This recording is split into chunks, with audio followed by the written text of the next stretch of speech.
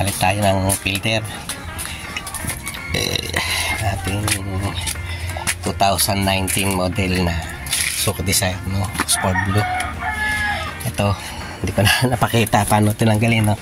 Nakahuli. Ayan, glove box. Ito, madali lang na makalising yan. Dito, ipitin mo lang ito.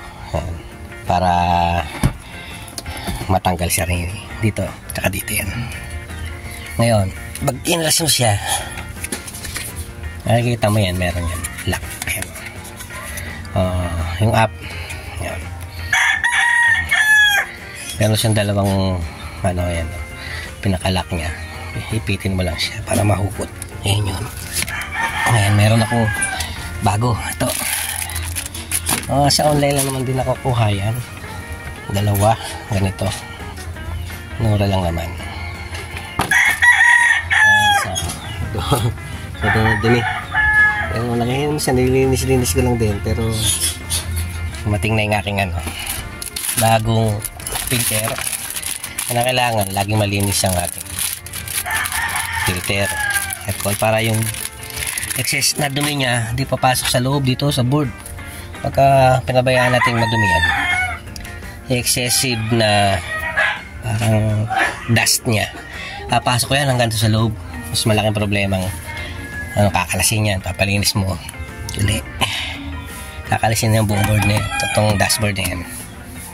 Pero kung para medyo hindi ka abuti sa ganun, lagi palit ka na ganito lang. Ito ano, 5 years na mahigit. Ganun lang, palit lang ako. Pati engine filter, kailangan lagi ang malinis, no? Yan. Laging malinis yung filter mo. Para hindi ka abutin sa mga malalalang mga dumihan o kapos na sira. Ayan. Kakabit ko na muna ito. Madali lang naman yan, no? May mga ano naman yan, no? Kung saan yung airflow niya, no? May mga pakita naman kung saan yung babaw. Okay lang ito. Sige, muna ko. Ayan, nakabit ko na.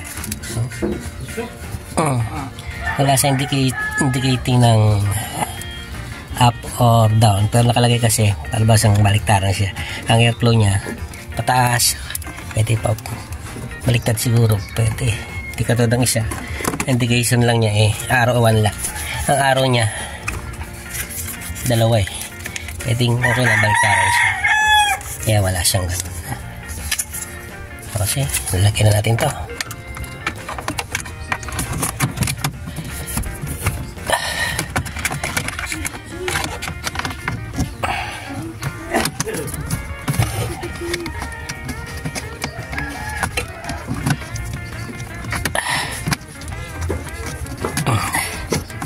Secure na siya.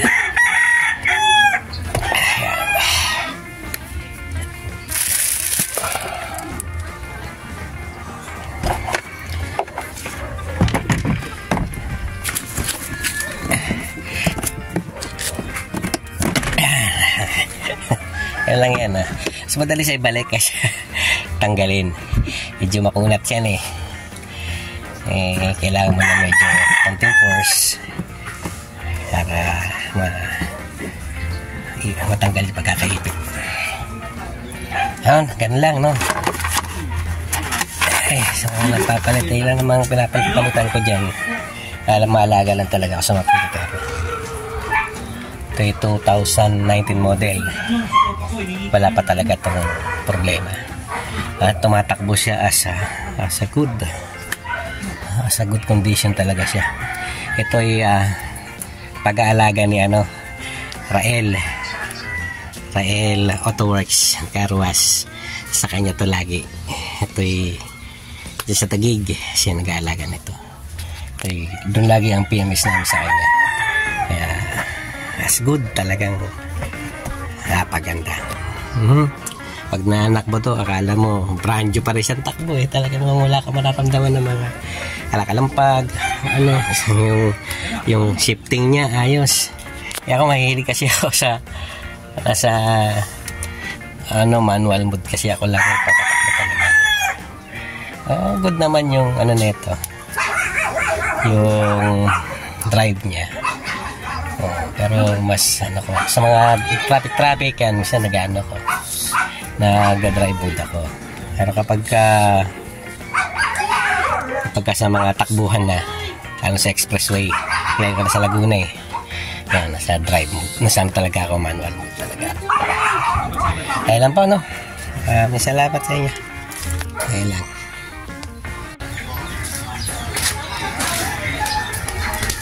Siya. Stock talaga na yun. Hindi ako nag-ano ng sasakyan. Nag-upgrade ako. Ano nilalagay mga burloloy. Yan lang. Ayos na sa akin yan. Kanya lang talaga. Ang natili siyang stock. Preserve.